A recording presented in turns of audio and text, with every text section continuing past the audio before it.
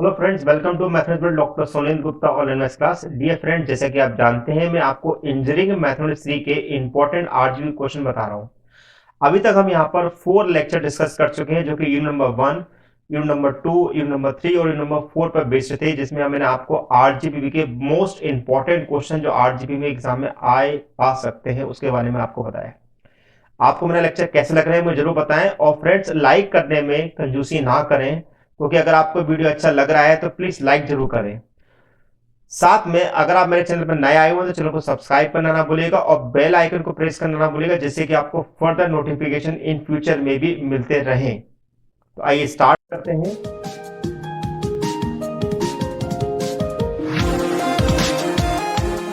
तो मेरे YouTube channel आपका स्वागत है। आज हम बात करने वाले हैं यूनिट नंबर 5 के बारे में, जिसका नाम है प्रोबेबिलिटी डिस्ट्रीब्यूशन, जिसमें ओवरऑल आपके 4 टॉपिक डिस्कस किए जाते हैं, यानी कि इसमें ओवरऑल 4 टॉपिक आपके हैं।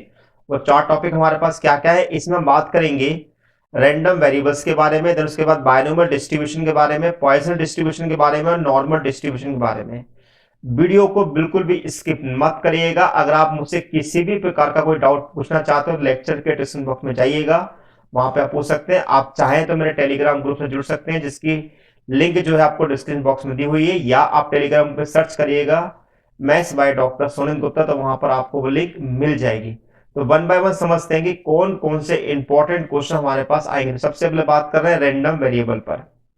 रैंडम वेरिएबल क्या है? तो रैंडम वेरिएबल पे जनरली हमारे पास न्यूमेरिकल क्वेश्चन भी बनते हैं और साथ में आपके थ्योरेटिकल क्वेश्चन भी बनते हैं। तो यहां पर हमारा पहला क्वेश्चन है define the following. Define the following में प्रोबेबिलिटी फंक्शन के बारे में आपसे पूछा जा रहा है, डेंसिटी फंक्शन के बारे में पूछा जा रहा है और डिस्ट्रीब्यूशन फंक्शन के बारे में आपको यहां पर डिफाइन करना है।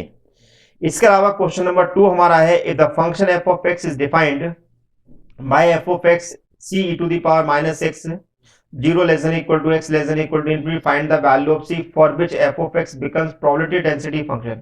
तो इस क्वेश्चन में आपको बताना है कि आपको यहाँ पे probability density function निकालना है। अगर आपको probability density function निकालना नहीं आता है, लेक्चर के डिस्क्रिप्शन बॉक्स में जाइएगा, वहां पर आपको probability density function निकालना सिखाया गया है।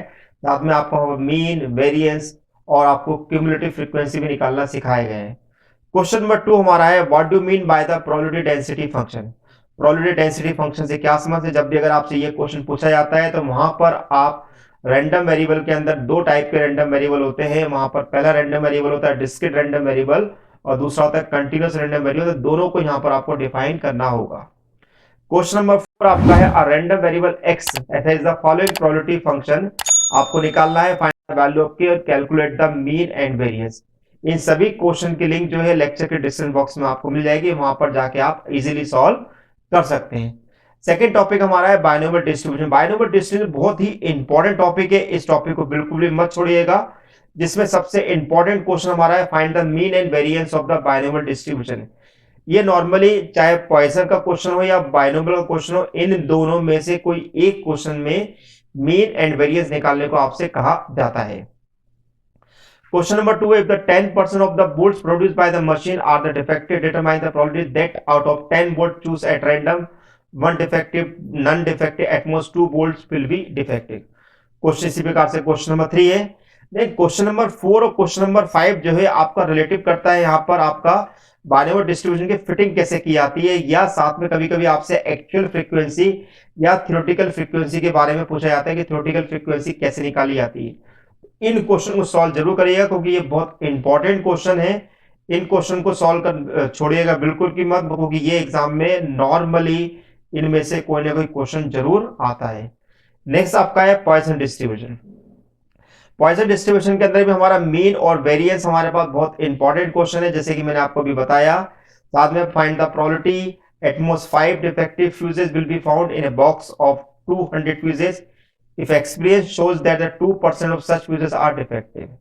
क्वेश्चन नंबर 3 सॉल्व करेगा। इसी प्रकार क्वेश्चन नंबर 4 और क्वेश्चन नंबर 5 भी आपका इंपॉर्टेंट, क्योंकि ये भी फिटिंग ऑफ पॉइसन डिस्ट्रीब्यूशन है, जिसमें हम या तो फिटिंग ऑफ पॉइसन डिस्ट्रीब्यूशन बोलते हैं, या आपकी थ्योरेटिकल फ्रीक्वेंसी के बारे में बोला जाता है, या एक्सपेक्टेड फ्रीक्वेंसी आपसे पूछी जाती है। तो इन क्वेश्चन को सॉल्व जरूर करिएगा। क्वेश्चन नंबर 6 आपका है, जो कि हमारे पास बैट रिएक्शन के ऊपर बेस्ड क्वेश्चन पूछा गया है, इस क्वेश्चन को भी सॉल्व करिएगा। नेक्स्ट हमारा टॉपिक है नॉर्मल डिस्ट्रीब्यूशन। नॉर्मल डिस्ट्रीब्यूशन के अंदर हमारे पास पूछा जा सकता है mean and variance of the normal distribution, लेकिन इसमें बहुत इंपॉर्टेंट क्वेश्चन हमारा है कि भाई मीन डेविएशन बताइए, ये जो कि 4/5 टाइम्स होता है स्टैंडर्ड डेविएशन से। इस क्वेश्चन को सॉल्व करिएगा। क्वेश्चन नंबर 3 को सॉल्व करिएगा, जिसमें बोला गया है कि in normal distribution 31% item are under 45 and 8% are over 64, find the mean and standard deviation. Then question number 4 हमारा है what are the brief characteristic of the normal distribution. Normal distribution को आप समझाइएगा, साथ में उनकी प्रॉपर्टीज को भी एक्सप्लेन कीजिएगा।